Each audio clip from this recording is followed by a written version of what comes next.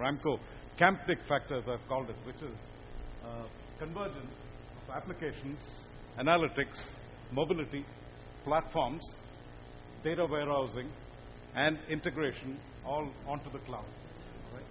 So I think that represents a summary of what we've been seeing here, but that is really the platform that the organization that I represent uses to deliver value to customers.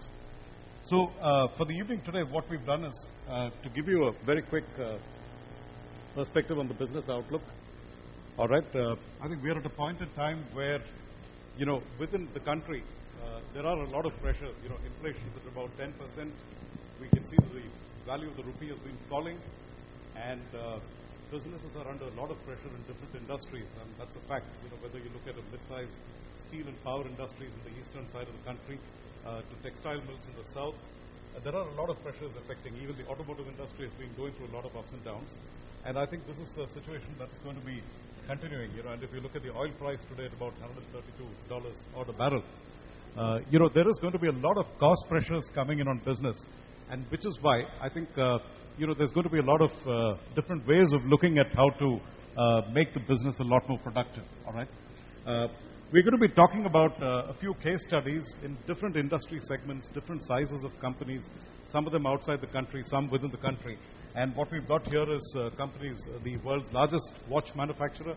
We are going to be talking about a company that makes supersonic missiles, aviation MRO, power, real estate, a company which is into agribusiness, logistics, auto components, specialty chemicals, banking, foods, and also into arms manufacturing. So I'm not going to be taking about 10 hours. We'll do this within the stipulated time.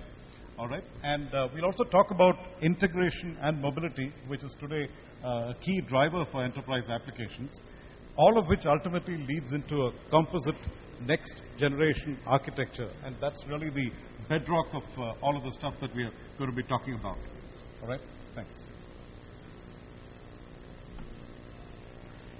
Yeah. We've got this customer in Europe. They're the world's largest manufacturer of watches, and they've maintained a near 100% uptime of their business critical applications.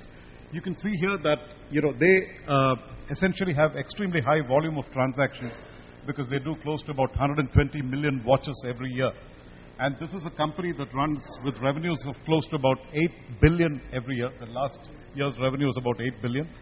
With an operating margin of about 24%. So they're right up there in the league of major manufacturers. So watch manufacturing is an extremely complex activity, very mission critical. And this company runs about 11 different factories in and around Switzerland and Germany. And, we are fond of saying that if the watch industry, if Swatch, the ERP stops working in Swatch, the watch industry in Europe comes to a halt. Okay. Now, they've achieved significant benefits through this implementation.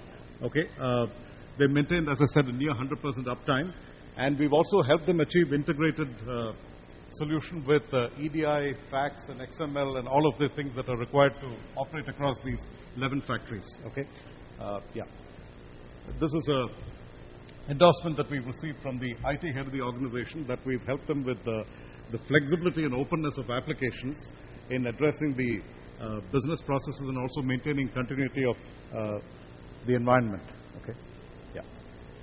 Now, BrahMos Aerospace, which is the world's only supersonic missile maker. Okay, so it's a joint venture between India and Russia to manufacture supersonic missiles out here in India.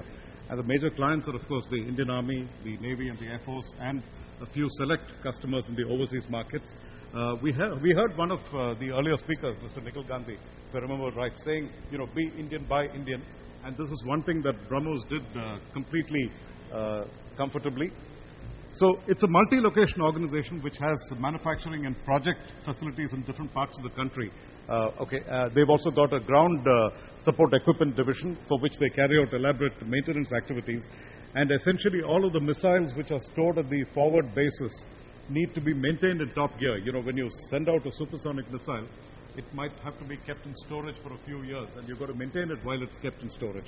So the missile itself, plus the associated transportation and the carriage and the handling, all of this needs to be maintained. So what we've done for them is really an integrated system that takes care of the project management, the costing, the budgeting, the manufacturing, the project, then the logistics, and quality parameters and all of that, plus the business intelligence. And they also maintain a lot of technical publications that have to be updated constantly, and very elaborate contracts that they need to maintain.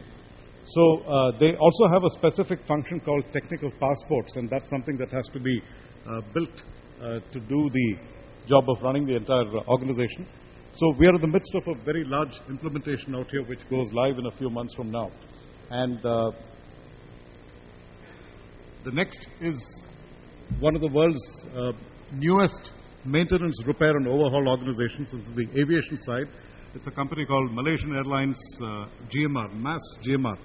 It's a joint venture which was set up in Hyderabad, and they're really the world's first third-party MRO which is located in an airport zone. Okay, so what we've really done for them is a fully integrated ERP that helps them handle all of their complex MRO, as it's called.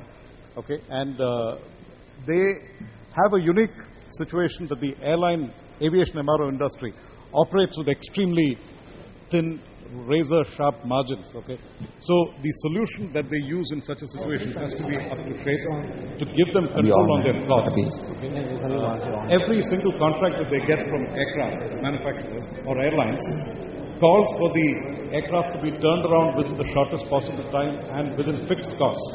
So there's no room for asking for additional money from the customer